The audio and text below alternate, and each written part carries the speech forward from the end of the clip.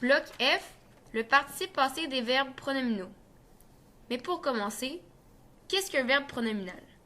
Selon le Larousse, un verbe pronominal est un verbe qui se conjugue avec un pronom personnel réfléchi de la même personne que le sujet.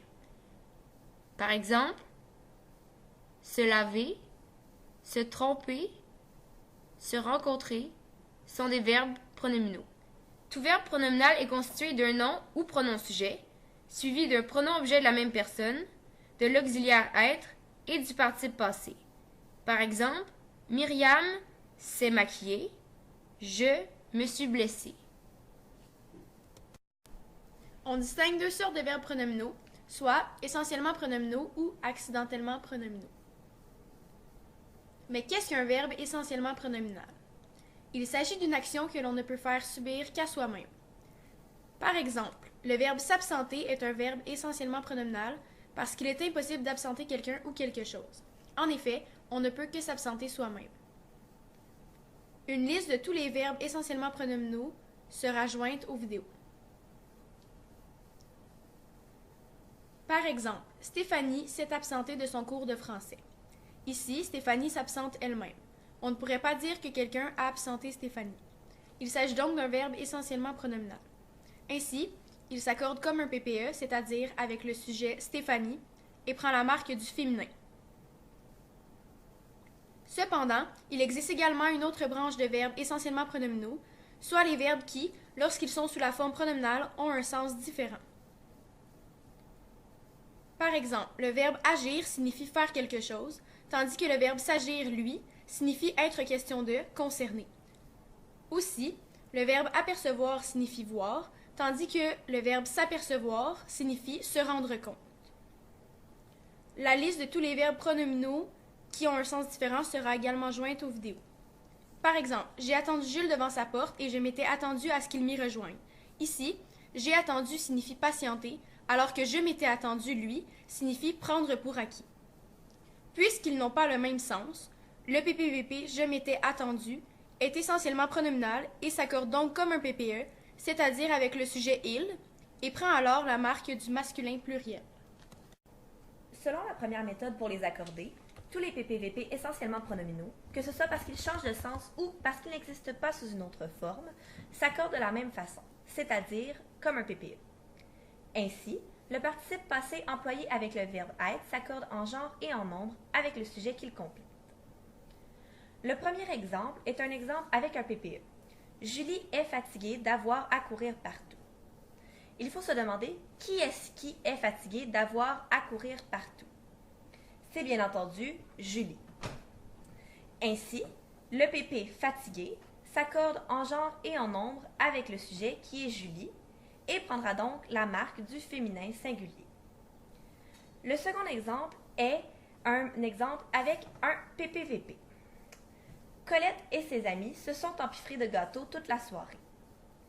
Il faut se demander si le verbe « se sont empiffrés » est un verbe essentiellement pronominal. En effet, il s'agit d'un verbe essentiellement pronominal car il est impossible d'empiffrer quelque chose ou quelqu'un. On ne peut que s'empiffrer soi-même. Ainsi, il s'accorde comme un PPE. Donc, qui est-ce qui se sont empiffrés toute la soirée? C'est Colette et ses amis. Empiffré prendra donc la marque du masculin pluriel et prendra un S. Le troisième exemple est un autre exemple avec un PPVP. Joseph s'est ennuyé de Jacqueline au courant des 2 dernières semaines.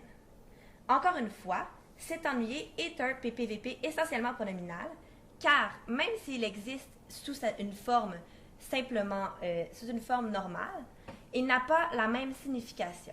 En effet, s'ennuyer de quelque chose et ennuyer quelqu'un ne veut pas dire la même chose. Ainsi, on se pose la question, qui est-ce qui s'est ennuyé de Jacqueline au courant des 2 dernières semaines? C'est bien entendu Joseph. S'est ennuyé prendra donc la marque du masculin singulier et s'écrira avec un accent aigu. Pour ce qui est des verbes accidentellement pronominaux, comme se rendre, se faire, se mettre, s'imposer ou autre, l'accord se fait comme s'il s'agissait d'un PPA, c'est-à-dire que le PP s'accorde avec le CD si celui-ci est placé avant. Pour reconnaître un verbe accidentellement pronominal, il suffit d'appliquer la méthode suivante. Par exemple, Rosalie s'est imposé un échéancier pour son travail. Ici, le PP imposé s'accorde comme un PPA car il s'agit d'un verbe accidentellement pronominal. En effet, il est possible de s'imposer quelque chose autant que d'imposer quelque chose à quelqu'un. Ici, il suffit donc de se poser la question « Rosalie s'est imposé quoi ?» Un échéancier pour son travail. Donc, le PPVP imposé ne s'accorde pas puisque le CD est situé après le verbe. Il y a cependant quelques exceptions à la règle. En effet, les verbes se rire, se rendre compte, se nuire, se parler et se succéder restent toujours invariables. De plus, le verbe s'arroger représente aussi une exception, car même s'il est un verbe essentiellement pronominal, il suit la méthode en 3 étapes qui vous sera présentée immédiatement. La seconde méthode utilisée ne tient pas compte des verbes essentiellement ou accidentellement pronominaux. Il suffit de se poser les questions suivantes. 1. Y a-t-il un CD dans la phrase? Si oui, c'est lui qui donnera l'accord au PPVP. L'accord se fait comme avec les PPA. Si le CD est placé devant, le PPVP s'accordera.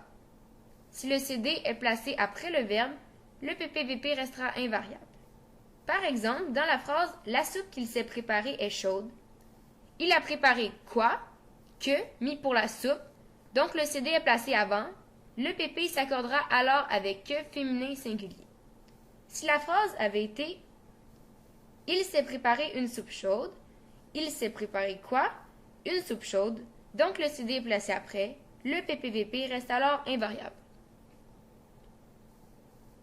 Un autre exemple. Elles se sont croisées dans la rue. Elles ont croisé qui? Ce, mis pour elles-mêmes, donc le CD est placé avant. Le PPVP s'accordera alors avec ce féminin pluriel. Toutefois,